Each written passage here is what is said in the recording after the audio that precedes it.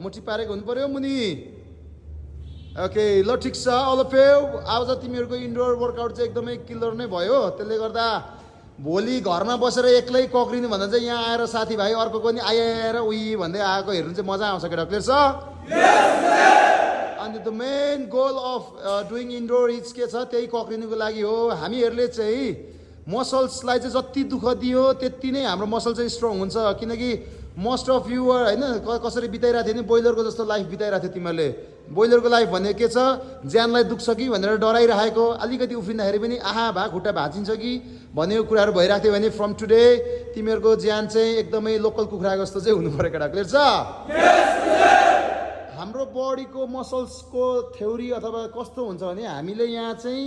ज्यानलाई चाहिँ कच्चा होइन दुःख दिने हो मजाले मसललाई टियर गर्ने हो मसललाई च्यात्ने हो किन तिमीहरूको मसल दुख्छ भनेको त्यो मसल च्यातेपछि चाहिँ दुखेको हो तर त्यो दुखेपछि चाहिँ फेरि मसललाई के छ हाम्रो फुडको स्रोतबाट चाहिँ त्यो मसललाई चाहिँ रिबिल्ड गर्छ क्या च्याप्प दर्रो पक्रिने बनाउँछ त्यो मसललाई त्यही भएर चाहिँ मसल फुलिँदै फुलिँदै जाने हो केटा क्लियर छ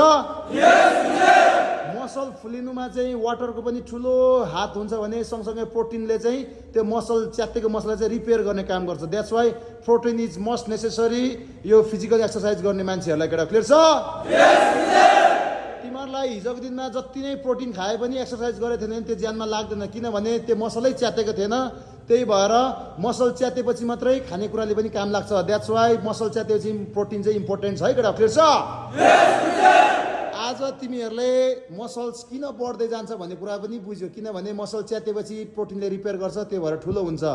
तर मसलै च्यातेको छैन प्रोटिन खायो भने चाहिँ केमा लाग्छ जो डाइरेक्ट टोइलेटमा लाग्छ केटा क्लियर छ